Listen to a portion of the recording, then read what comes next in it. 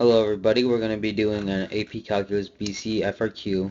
This is 2004 number 5 and we're going to be doing a logistic population question. Here are a few equations that we're going to have to remember. We have rate of change in population equals Kp by 1 minus P over K. We have little k, which is the rate constant. We have population, which is initial population, and carrying capacity, which is big K. A lot of people will make the mistake of not extracting the number to make it 1 minus because that skews the numbers. We're moving on to the population equation. P of t equals k over 1 plus ae to the negative kt. So a is k minus p initial over p initial. And you have k, big K, which is carrying capacity, and negative k, which is rate constant. And you can interchange these variables within the same question. Here's our first part of the question. It says a population is modeled by a function t that satisfies the logistic differential equation dp over dt, and p over 5 equals 1 minus p over 5 by 1 minus p over 12. We're going to identify the variables. So we have little k equals 1/5. Population isn't given. And then big K is equal to 12. So that's our carrying capacity. So what is the meaning of carrying capacity, you ask? It's the max population. So this question is trying to trick us into giving two different values, but it's just asking the limit of population to infinity, so that's the max population. So both are equal to 12. Okay, moving on.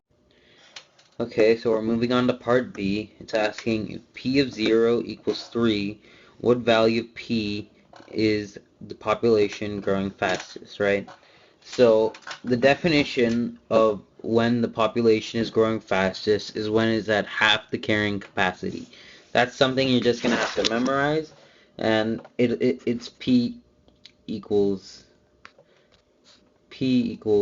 6 at this point, because our carrying capacity we previously determined is 12. And one thing I've always noticed is they are going to ask you for what value of t is the population growing fastest. So don't keep this memorized and forget to solve for t when the time arrives. Okay, let's move on to part C. It says a different population is modeled by a function y that satisfies the separable differential equation dy over dt equals y over 5 by 1 minus t over 12. So it's a separable differential equation, which means you're going to do separation of variables and solve for the real equation. So I have laid it out step by step. I couldn't write it all on one page, so I wrote it down on paper. Took a picture.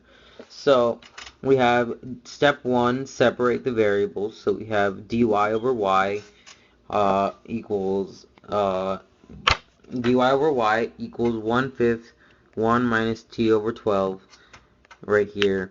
And then we're going to distribute the 1/5, and we're going to have 1/5 minus t over 60 dt. We're going to integrate both sides, and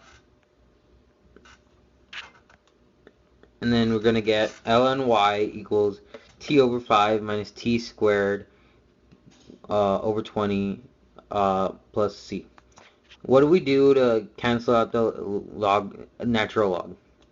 We use e to the power of natural log of both sides, and then we're going to get y equals e to the t over 5 minus t squared over 20 plus c. But we can put the c on the front of the e as a coefficient because it's just a constant anyway. And what some people don't realize is e to the t over 5 minus 1 t squared over 120 is basically e to the t over 5 by e to the t squared over 120. So yeah, that's something you should keep in mind because you might need it sometime. And then what we want to do is solve for k, right? So it's given us the initial condition y of 0 equals 3. So what we're going to do, we're going to plug in 0 in t over 5 and t squared over 120. So we're going to get e to the 0. And e to the 0 equals 1. So 3 equals k by 1. And k equals 3.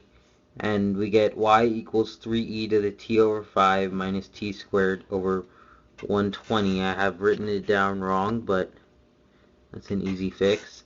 So yeah, that's how you do number C. Well, okay, this is the last part. We have D uh, for the function y found in part C. What is the limit uh, t to infinity y of t? So we have y of t equals 3e to the t over 5 minus t squared over 120. In a correction to the last part, I did not put y of t. So that's a mistake I made. I put y equals, and that's not correct. So to find the limit to infinity, what we're going to do is move the negative t squared to the bottom. So we're going to have 3e to the t over 5 over e to the t squared over 120. So what you're going to think is e to the infinity over e to the infinity, 1 or indeterminate, right? It's indeterminate. I just said maybe you thought that. So what we're gonna, our thought process here is which one outweighs which. So t squared over 120 is eventually going to be larger than t over 5 because the denominator is not changing and t squared grows faster than t. So we're going to have this being basically 3 or constant over infinity, which goes to 0 when you take the limit to infinity. Infinity, constant over infinity, it's 0. So our answer is 0. And to conclude, I have some recommendations, or these, I covered these within the presentation, but you want to take out the coefficients to get to your formula, 1 minus p over k. Keep track of variables, so when you're solving the differential equation, you don't want to change the variables. And you want to solve for the right thing. Population is not the same thing as time. They might get you on that. Maintain your equal signs for continuity within the problem. They might be suspicious of you if you solve incorrectly or you have discontinuity within your problem. Some extra problems I have are 2008 number 6 BC and 2012 BC number 5. I prefer 2012 BC number 5 because it's more relevant to what we practice today.